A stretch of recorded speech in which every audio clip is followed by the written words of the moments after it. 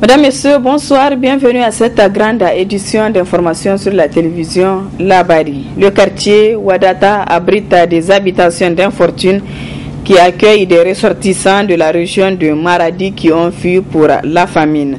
Une de nos équipes est allée à la rencontre de ces infortunés. Reportage. La conséquence de la mauvaise récolte de l'année passée commence déjà à se faire sentir. En effet, ils sont des centaines d'hommes, de femmes et d'enfants de la région de Maradi à fuir la famine et à élire domicile en plein air à Niamey au quartier Wadata où la grande majorité mendie. Ousmane Chibkaou, un père de famille, explique la situation qu'ils vivent. Nous avons venu là pour chercher la charité. La charité. Parce qu'il n'y a pas de quoi manger. Il n'y a pas de yeux. Mais comment on va faire? On va rester dans la case mourir ou bien? Aujourd'hui, 10 jours aujourd'hui. Parfois, on gagne 200 francs. Partout, on va dire il n'y a pas. L'autre conséquence de cette mauvaise récolte dans la région de Maradi est l'abandon des enfants de se déplacer de l'école. Nous voulons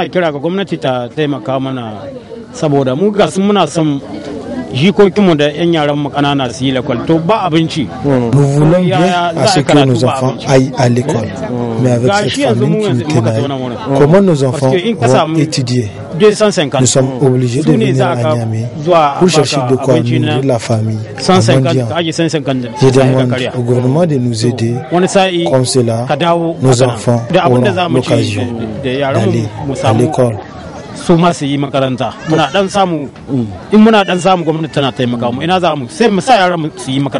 Ces ressortissants de la région de Maradi viennent ainsi accroître le nombre de mendiants à Niamey. Les élèves du secondaire sont en évaluation du premier semestre de l'année scolaire 2017-2018. Dans quelles conditions se déroulent ces compositions? Éléments de réponse dans ce reportage signé Nafisa Yahya et Halidou Bouraima. Conformément à l'arrêté ministériel autorisant les enseignants des écoles d'enseignement secondaire à évaluer leurs élèves chaque semestre de l'année, les élèves du secondaire sont à leur composition du premier semestre à l'image du CEG Yantala 1. Pour les évaluations, c'est un arrêté ministériel qui fixe les évaluations. L'année se compose de 2 semestres. D'après l'arrêté que nous avons, les premières compositions débutent en début février. Nous sommes actuellement en début février, ça veut dire que nous respectons l'esprit de cet arrêté ministériel. Les compositions se déroulent dans de très bonnes conditions. Vous voyez bien que les enfants ils viennent de finir, ou bien ils sont en train les premières épreuves de ce matin, c'est l'anglais. Tout se déroule normalement, donc il n'y a pas de problème à ce niveau. L'appel qu'on va lancer à l'endroit des élèves, c'est vraiment se remettre au travail, parce que c'est seulement le travail qui paye. Donc c'est le seul appel que nous avons à lancer à l'endroit des enfants. Les épreuves sont abordables et se déroulent dans de très bonnes conditions selon les élèves. Hier, quand nous étions venus, la compression a été très bonne. Les épreuves sont faciles. Pour aujourd'hui encore, ça a été facile. Le fait de composer, ça nous permet de bien vouloir et aussi d'appréhender beaucoup de choses. Les épreuves pour l'instant, c'est très bien, Inch'Allah. J'évoque un appel à nos camarades pour les dire tout simplement de concentrer sur l'étude et aussi d'apprendre leurs leçons. Parce qu'aujourd'hui, c'est l'étude qui est la base. Parce que sans l'étude, l'éducation, ou bien, à vrai dire, c'est la grande base sur l'éducation. Notons que cette composition du premier semestre a débuté hier mercredi 31 janvier 2018 et prendra fin ce samedi 4 février 2018. Le directeur a enfin appelé ses élèves à plus de concentration. La promo Orange à Guidana a pris fin aujourd'hui avec la remise des clés de la villa à l'heureux gagnant Omar Lazare. C'était ce matin au quartier Sonissi, le compte rendu de Abdel Razak Leou et Aboubakar Souley. C'est une villa toute neuve de 3 chambres, un salon, 2 douches internes, une cuisine, une terrasse et une douche externe que vient d'offrir là Orange Niger à l'issue de sa promotion Guidana, ma maison, une villa située au quartier Sonissi. à l'occasion de la remise des clés à l'heureux gagnant de la villa, qui marque le terme donc de notre promotion Guidana, qui voulait dire ma maison. Promotion que nous avons lancée le 12 décembre dernier et qui nous a permis chaque semaine, à travers tout le Niger, sur chacune des régions, de récompenser nos plus fidèles clients, les clients les plus utilisateurs de nos services et de notre réseau. C'est donc aujourd'hui le terme de cette promotion et je suis très heureux de pouvoir remettre la clé à l'heureux gagnant qui est Omar Lazare, client dont le numéro a été tiré au sort il y a quelques jours cette semaine en présence de Maître Almani, notre huissier de justice. Durant cette promotion, ça nous a permis de remettre des tablettes, des smartphones, des cartes de rechargement, des unités de valeur Orange Money à hauteur de 75 000 francs chaque semaine. Et c'est au total 140 de nos clients qui ont bénéficié de cette générosité. Je me permets, mesdames et messieurs, de vous réaffirmer l'engagement qui est celui d'Orange, de celui de l'ensemble de son personnel, d'être au plus près de nos clients, au plus près de l'ensemble de la population du Niger, que ce soit à travers nos opérations promotionnelles, nos actions sur le réseau, pour leur apporter ce qui est le plus essentiel, à travers les actions de promotion comme celle qui s'achève aujourd'hui, mais que ce soit également à travers nos actions dans le cadre de notre fondation Orange Niger, dans laquelle nous apportons une aide à la population dans le domaine de la santé, de l'éducation ou l'accès à l'eau potable. Je vous réaffirme également l'engagement qui est le nôtre au quotidien pour que 2018 soit une année encore meilleure, avec une meilleure expérience client, un meilleur réseau et un meilleur service pour l'ensemble de nos clients. Nous y œuvrons chaque jour. Je vous remercie d'être présent aujourd'hui. Sans plus attendre, je vous propose de passer à la remise de la clé et du super lot de la villa. Je vous remercie, je félicite l'ensemble de nos clients et l'ensemble des heureux gagnants. L'heureux gagnant, Omar Lazare, un habitant de Niamey qui a du mal à exprimer sa joie tant l'émotion est grande. Je pense que présentement, j'ai même pas assez de mots pour exprimer mes émotions. Donc je ne peux dire que vraiment merci encore à Orange Niger. Je vais encore remercier tout le personnel d'Orange Niger. Je vous dis encore merci beaucoup. Merci vraiment, merci à tout le monde. Merci beaucoup. Ainsi, à travers cette promotion, Orange démontre qu'elle est plus que jamais là pour rapprocher sa clientèle de l'essentiel. L'ambassadeur de la Chine au Niger a animé une conférence de presse jeudi soir à l'ambassade. Une sortie médiatique relative au 10e congrès du comité du Parti communiste chinois PCC. Le compte-rendu de Asama Seydou et Chebou Guissou. La Chine, pays le plus peuplé du monde avec plus d'1,5 milliard d'habitants. Un pays en voie de développement est en train d'émerger sur presque tous les plans, militaires, économiques et technologiques.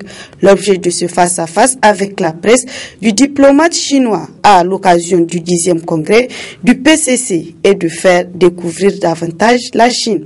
La contradiction dans la société chinoise s'est transformée en celle entre l'aspiration croissante de la population à une vie meilleure et le développement déséquilibré insuffisant de la Chine.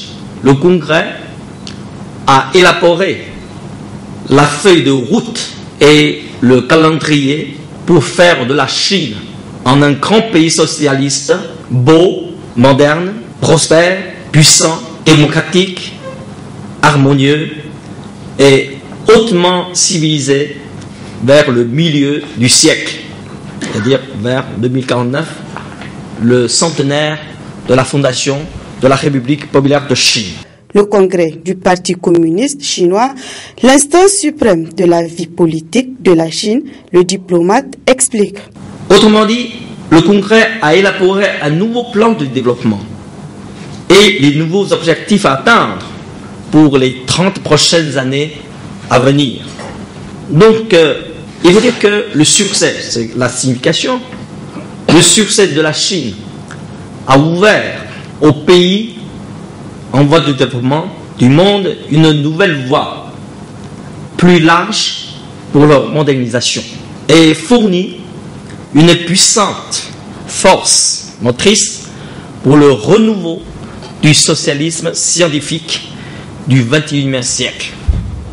La pensée du socialisme à la chinoise de la nouvelle ère est la synthèse, une nouvelle expression et une expression de nouvelles théories du Parti communiste chinois créé depuis le 18e congrès du PCC qui s'est tenu en 2012. Elle touche 8 volets qui sont politiques, économiques, culturels, sociales, écologiques, militaires, diplomatiques et l'éducation du parti. Occasion saisie par l'ambassadeur de la Chine au Niger pour appeler à soutenir les actions du comité central du Parti communiste, à travailler sans relâche pour réussir à lever 3 défis: le progrès de la modernisation,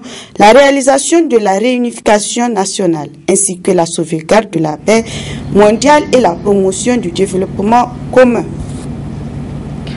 Une bonne nouvelle pour les étudiants qui veulent s'inscrire dans les grandes universités de renommée internationale. En effet, Abakar Jean séjourne dans notre pays à la recherche des étudiants brillants pour s'inscrire à l'université Laval au Canada. Le compte-rendu de Ismaël Moumouni et Halidou Bouraima. Obtenir un bachelor, un master ou un PhD en suivant une formation universitaire en français dans une prestigieuse école canadienne est un rêve bien réalisable. Les programmes de haute qualité de l'université Laval, la disponibilité et la passion des professeurs n'ont jamais fait défaut. La valeur ajoutée que ça peut apporter, c'est la qualité de l'éducation. On a un système vraiment très qualifié où la sélection est très rigoureuse. Pour être admis dans ce genre d'université, il faut avoir au moins 13 de moyenne cumulative chaque année. L'université Laval, il n'y a pas de grève.